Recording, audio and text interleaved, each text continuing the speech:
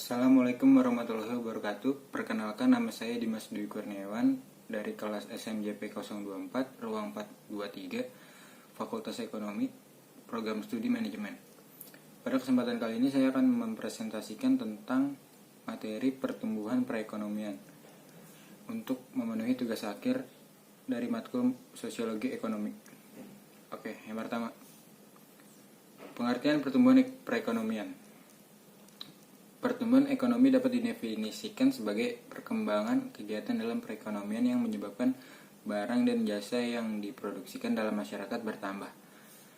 Masalah pertumbuhan ekonomi dapat dipandang sebagai makroekonomi jangka panjang dari satu periode ke periode lainnya.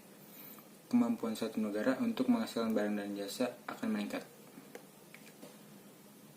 Dan yang B adalah faktor-faktor yang mempengaruhi pertumbuhan ekonomi. Sumbadi dalam bukunya Sistem Ekonomi Indonesia menulis bahwa faktor-faktor yang mempengaruhi pertumbuhan ekonomi Indonesia secara umum adalah 1. Faktor produksi, yaitu harus mampu memanfaatkan tenaga kerja yang ada di penggunaan bahan baku industri dalam negara semaksimal mungkin. Yang kedua, faktor investasi, yaitu dengan membuat kebijakan investasi yang tidak rumit berpihak pada pasar.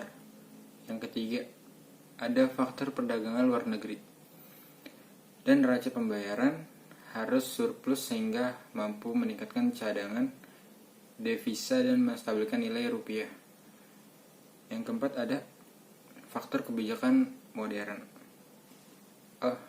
moneter dan inflasi, yaitu kebijakan terhadap nilai tukar rupiah dan tingkat suku bunga ini juga harus diantisipatif dan diterima di pasar. Dan yang terakhir ada faktor keuangan negara, yaitu berupa kebijakan fiskal yang konstruktif dan mampu membiayai pengeluaran pemerintah. Yang ketiga, jadi di faktor-faktor perekonomian ini dibagi menjadi 2, yaitu faktor internal dan faktor eksternal. Yang internal, faktor ekonominya antara lain buruknya fundamental ekonomi nasional, yang kedua cadangan devisa, yang ketiga hutang luar negeri dan ketergantungan impor, yang keempat sektor perbankan, dan yang kelima pengeluaran konsumsi. Dan faktor internal yang non ekonominya antara lain kondisi politik, sosial dan keamanan, pelarian modal ke luar negeri, nilai tukar rupiah. Dan yang kedua adalah faktor eksternalnya. Yang pertama, kondisi pandangan dan perekonomian regional atau dunia. Dan itu tadi adalah faktor-faktor yang menyebabkan pertumbuhan ekonomi. Dan yang poin yang ketiga, di sini ada masalah-masalah yang dihadapi dalam pertumbuhan ekonomi. Kebanyakan negara berkembang menghadapi banyak masalah dalam mempercepat pertumbuhan ekonomi. Hambatan terpentingnya yang dialami adalah 1. Kegiatan sektor pertanian masih tetap tradisional dan produktivitasnya sangat rendah. Dan yang kedua, kebanyakan negara masih menghadapi masalah kekurangan dana modal dan barang modal yang modern. Yang ketiga, tenaga terampil, terdidik dan keahlian keusahawan penawarannya masih jauh di bawah jumlah yang diperlukan. Dan yang keempat, perkembangan penduduk sangatlah pesat. Yang kelima, berbagai masalah institusi, sosial, kebudayaan, dan politik yang sering dihadapi. Itu adalah masalah-masalah yang dihadapi dalam pertumbuhan ekonomi. Lanjut ke poin yang keempat. Di sini ada teori pertumbuhan perekonomian. Yang pertama, ada teori pertumbuhan klasik. Arti singkatnya, menurut pandangan ahli ekonomi klasik, ada 4 faktor yang mempengaruhi pertumbuhan ekonomi, yaitu jumlah penduduk, jumlah stok, jumlah modal, luas tanah, dan kekayaan alam, serta tingkat teknologi yang digunakan.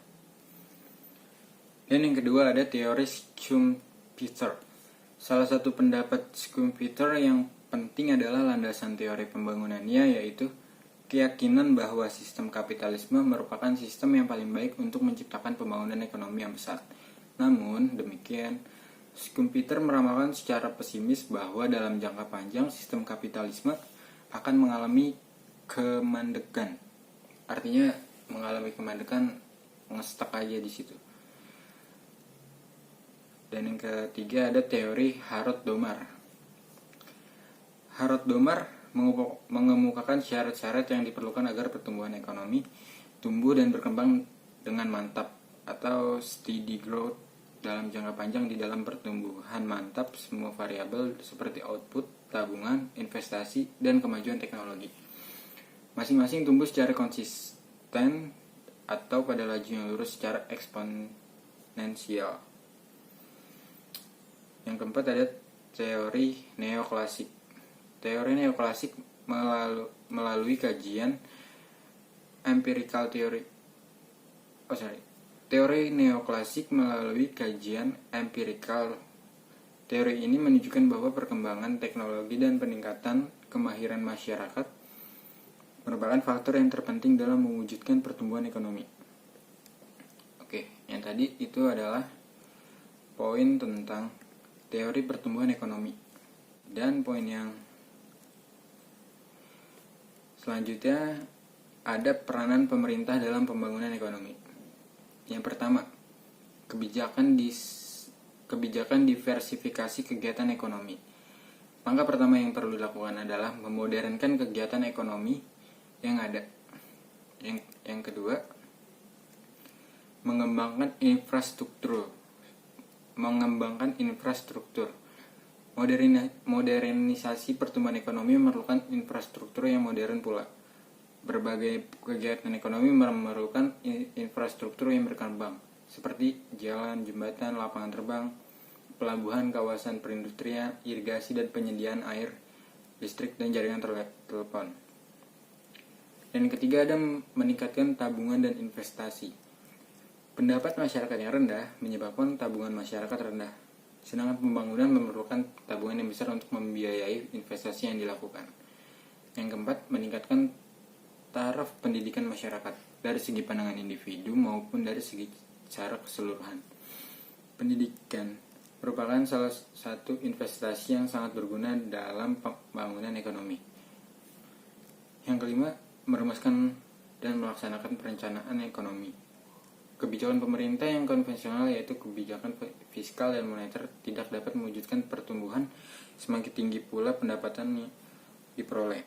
Dan itu saja dari kelima poin yang ada di materi pertumbuhan ekonomi yang saya presentasikan barusan. Kurang lebihnya mohon maaf. Wassalamualaikum warahmatullahi wabarakatuh.